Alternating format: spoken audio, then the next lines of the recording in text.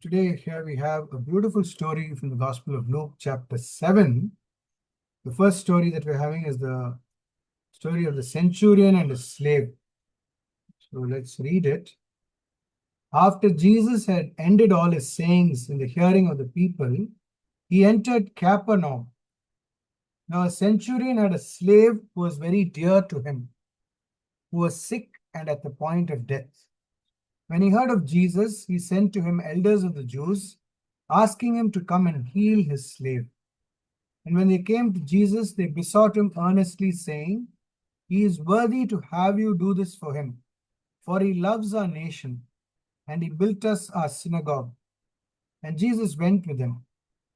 When he was not far from the house, the centurion sent friends to him, saying to him, Lord, do not trouble yourself, for I am not worthy to have you come under my roof. Therefore I did not presume to come to you. But say the word, and let my servant be healed. For I am a man set under authority, with soldiers under me. And I say to one, Go, and he goes, to another, Come, and he comes, and to my slave, Do this, and he does it. When Jesus heard this, he marveled at him, and turned and said to the multitude that followed him, I tell you, not even in Israel have I found such faith. And when those who had been sent returned to the house, they found the slave well. So the word centurion itself says he's not an ordinary man. So he's a equivalent of a sergeant major. And when you say centurion, he has 100 soldiers under him. And centurions generally in the Gospels and the book of Acts are very well spoken of because they've been very good men. So if you look at their qualification, it says they must not be so much seekers after dangers as men who can command, steady in action and reliable. They ought not to be over anxious to rush into the fight, but when hard pressed, they must be ready to hold their ground and die at their posts. So the centurion must have been a man among men, or he would never have held this post which he is now holding. So it's a very beautiful post that he's holding on. And not only that, if you look at this particular centurion, he has a completely unusual attitude towards a slave. Because if you understand, a slave, according to the Roman law, was like a living tool. So if you look at a farmer, for instance, every year when he kind of checks his tools, what a farmer does is he'll examine them every year and throw away those which are old and broken. Now that was what they would do with slaves as well. You see, so a slave was considered a tool that was to be thrown out and had to die. In fact, anyone who possessed a slave had the power to do whatever they want and even to kill the slave. So that is the kind of powers that they had over slaves. But here, this particular officer, the centurion, he loved his slave so much that he would take the trouble to save him. So that is something very beautiful. And then another thing we see in the centurion, that he was really a religious man, a very deeply religious person. Otherwise, he wouldn't have gone to this length of building a synagogue for the Jews. That's what is said about him. He is worthy to have you do this for him because he loves our nation and he has built a synagogue. So if a Roman is encouraging this, then it must be something really special because they did not care for the people they ruled over. But here is a centurion who even built a synagogue for the Jews. So a man who was very religious, deeply religious, and he also had a very kind heart towards the Jews. So the Jews usually despised Gentiles, and just Gentiles hated the Jews. So it was not a new thing. It's a very common thing to see this kind of attitude. So in fact, the Romans called the Jews a very filthy race. And so that is the attitude of the Romans towards the Jews. But then this particular man, He accepted the Jewish doctrine, and he was very kind and friendly towards the Jews. So that is what we observe. Moreover, he was a very humble man.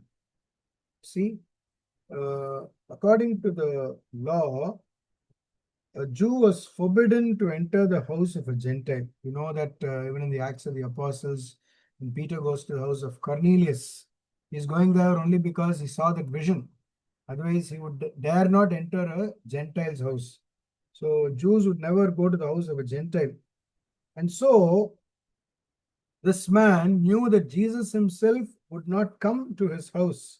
That is why he sends his Jewish friends to talk to him and say, you don't have to come to my house. You just say the word. That's the kind of faith that this man had. So he's also a man of faith, tremendous faith.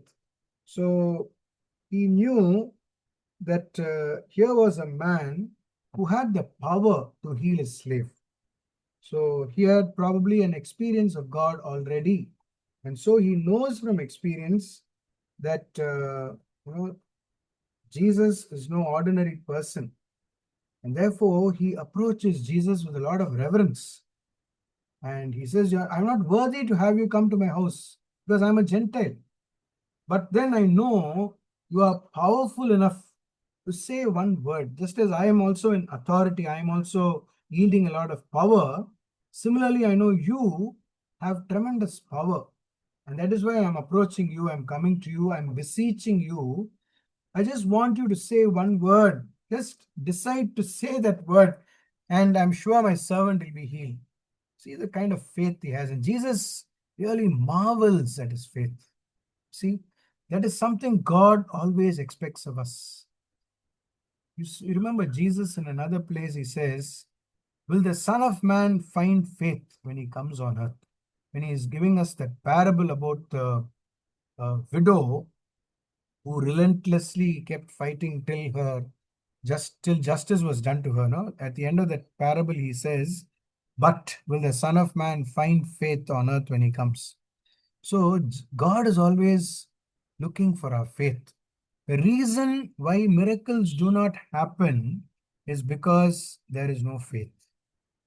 Let there be faith and there will be miracles. So that is what we see here. Faith is exercised and immediately the miracle happens.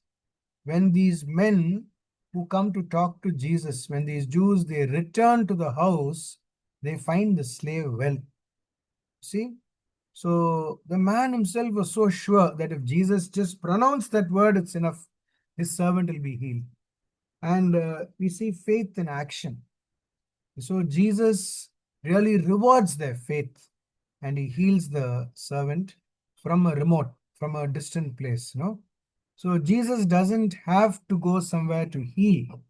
Similarly, today for us, we don't need Jesus to come physically and touch us.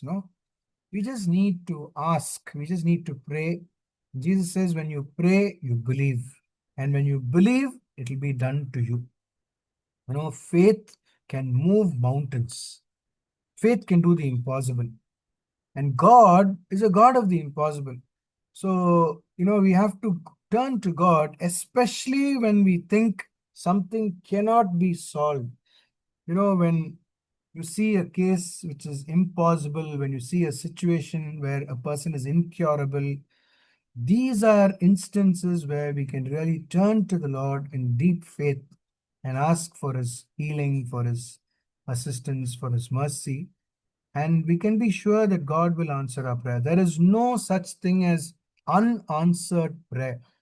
It's just that God answers our prayers in a much better way. He gives us a quality answer. So when you think your prayers are not being answered according to your expectation, remember that God is silently answering your prayer with a better solution. That is what we need to keep in mind. So every time we pray, we need to exercise faith. That's why we read in Isaiah, before they call, I will answer. See, God is just waiting for us to ask. That is why Jesus says, it is my Father's good pleasure to give you the kingdom. That is why he says, ask and you will receive. For everyone who asks receives. So we need to have that expectant faith. And when we ask in faith, God does answer our prayer. Now we come to another very beautiful story here from Luke chapter 7, verses 11 to 16. We have here the raising of the dead. No, a dead man is raised to life. So let's read the story. Soon afterward, Jesus went to a city called Nain, and his disciples and a great crowd went with him. As he drew near to the gate of the city, behold, a man who had died was being carried out, the only son of his mother, and she was a widow. And a large crowd from the city was with her. And when the Lord saw her, he had compassion on her and said to her, "Do not weep." And he came and touched the bier, and the bearer stood still. And he said, "Young man, I say to you, arise." The dead man sat up and began to speak, and he gave him to his mother. Fear seized them all, and they glorified God, saying, "A great prophet has arisen among us, and God has visited his people." And his report concerning him spread through the whole of Judea and all the surrounding countryside. So here we have a very beautiful passage where we see the main character in this story is the widow. See, now we must remember that widows in Israel had no respect. They could not win a case, they could not fight a case. So here was a widow who had a son and he was dead. So look at this. Look at this situation. This woman must have been really heartbroken. Picture yourself as this woman who has lost her husband already, and now the only person she has in the world is her son, and he is also gone. Quite a young man. He's not an old man, he's a young man. So Jesus addresses him as young man. So imagine this widow's situation. Very sad, very pathetic. And when we read this, we are told that this happens at a place called Nain, which is just a day's journey from Capernaum. And it is between Endor and Shunem. Remember, we have the prophet Elisha. Okay. And then we also have the story of Elijah. So all these prophets, when we read the second book of Kings, we have all these prophets who lived in this place. And we have the story of Elijah, who also raised the Shunammite woman's son to life. No? Remember, Elijah is the prophet who gives life to the young boy, this woman who had a young boy and he dies. And Elijah, sits over him and prays, and this boy jumps up. So all the people are marveled at what Elijah the prophet does. And so here, when Jesus raises this man, the people say, "A great prophet has arisen among us," reminding them of the prophet Elijah. And God has visited his people.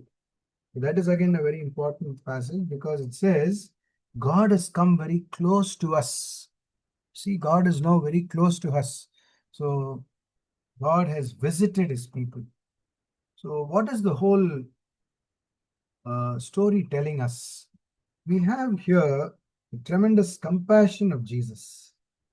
Jesus could have just passed by, but Jesus doesn't. He stops. He stops and he does something very unusual, which a Jew or rather a rabbi would never do, to touch a corpse or even the coffin, will make him unclean. And here in this case, it's not a coffin. It's like, you've seen in these Hindu funerals, they carry the body with they have this little two pieces of wood, two sticks on either side, and then bamboo in between, and the body is laid there. So something similar, you have this man being carried. And Jesus, when he looks at this poor widow, he has compassion on her. You see? And what this passage says is the Lord saw her. How did the word Lord suddenly come? You see, the word Lord comes for Jesus only after the resurrection. So now when Luke is writing this story, you see, now Jesus becomes the Lord of the situation. You see, now he's become the risen Lord. He's now the risen and glorious Lord. He has the power. And so it says the Lord saw her and he had compassion on her and he said to her, do not weep. See how Jesus comforts this lady. And he doesn't just say words, empty words. When you comfort somebody, you say, don't cry, it's okay. No, no, no, no. When Jesus says something, when he says, do not weep, he really means to say, don't worry, I'm going to set this right. you know so when Jesus says something, it's so powerful. It's not like other human beings who try to comfort us in our sorrow. No, when Jesus says do not weep, he says I'm going to turn your mourning into dancing. That's what we read in the scriptures. Lord, you have turned my mourning into dancing. You have taken away my sackcloth and ashes, and you've made me happy, you made me glad. So that is what Jesus is going to do. So he touches the coffin, or rather this place, this thing where this man is being carried, the bier, and the men who are carrying the body, they stop. Jesus, with such authority, is able to say, young man, I say to you, arise. See, he says, in my name, no, I say to you. And the dead man sits up immediately. And he began to speak. What a marvel, no? For a man who's completely dead to sit up and to speak. People must have been just spellbound when they saw this. And, fear seized them all. They are filled with fear. And what do? They glorify God. That is what we see in every miracle of Jesus. They don't glorify Jesus. They don't lift Jesus up. They don't carry him. No, no, no. They glorify God. Remember what Jesus says, when people see the good that you do, they will give glory to God. You see, when you do something good, the glory always goes to God.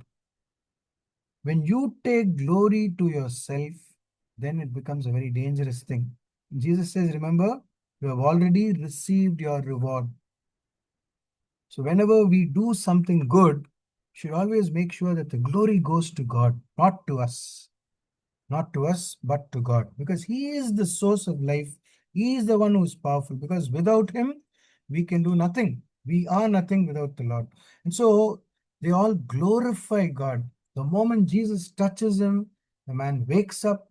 Jesus gave him to his mother. Luke, make sure that, this touch of Jesus is there. This heart of Jesus is so beautiful. Jesus gave him to his mother. Jesus didn't just raise him up and say, get up and say, okay, and goes away. No, he gave him to his mother. Very important, because here is a woman who is heartbroken and Jesus has told her, do not weep, for I will comfort you. I will take away your sorrow, he says. And so he does it, not just with his words, but by his action. He raises the man and he gives the man to his mother. Now she will no longer weep. Imagine a few minutes ago what would have been going through this woman's mind as she was slowly walking towards the cemetery. No? Her mind filled with grief, dark, not knowing what to do next, full of anxiety, fear, all kinds of things running through this widow's mind. And when Jesus comes into the picture, the whole situation changes completely. Now her son is back. He can go to work and she will not have any fear anymore and she can be happy. So the whole thing completely changes the moment Jesus enters the story. So that is what happens to our life as well, especially In moments of darkness and fear, when we do not know what to do next, when we are completely foxed, when we are up against a wall, where do we turn to? We turn to Jesus. Remember, the Lord is always close to the brokenhearted. And you see, in the Old Testament, we constantly read, God is the God of the widow, the orphan, and the stranger. That is why when Jesus looks at this poor widow, you see, he reminds her that God is very close to her, that he is the God of the widow, the orphan, and the stranger. And that is why the people say God has visited his people, because that is God's nature, to comfort the widow, to lift them up. No, he is on their side. And so when Jesus does this to this poor widow, the people are reminded of God's very nature of being on the side of the widow. And so Jesus completely transformed this situation. And for us today, when we reflect on this passage, we are reminded that Jesus is very close to us, walking along with us. You see, the in the ancient world, the Stoics, they believed that, if you by your words or by your actions could move somebody's heart, you had more power over them. No, you are more powerful than they are. And therefore, if you by your cry and tears, by your words, could move the heart of God, you become more powerful than God. That is what they thought. But you see, here we have Jesus who is moved with compassion. He is not a God who is incapable of feeling. No, he is not a God who, is hard hearted. He is a God who is filled with love. Therefore, we are given a different picture of God, a God who is compassionate, a God who is powerful. You see, a God who is filled with mercy. And so that day, this woman's life changed forever. And today, when we read this passage, we need to remind ourselves that our lives can change forever when we turn to the Lord, when we know that the Lord is close to us, because the Lord is always close to the broken-hearted, and the Lord always hears the cry of the poor. So if we are in a situation which seems impossible, when we are going through a bad patch, when we are in a situation which is insurmountable, what we need to do is turn to the Lord in faith and say, Jesus, I know even now, in the darkest moment, you can somehow do the impossible for me. That is why King David in Psalm 23 he says, even though I walk through the valley of the shadow of death, I fear no evil, for thou art with me. So even in those darkest moments, when everything seems bleak and hopeless, we put our hope in the Lord. And then we will see the light at the end of the tunnel.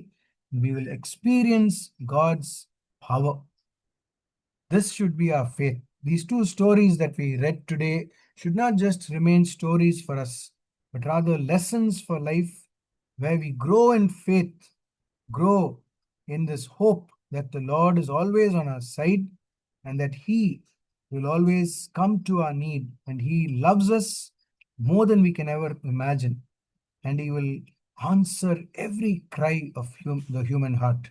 And when we are down and out, when we think there is no one else, when we turn to the Lord in faith, we must believe that He is always there for us.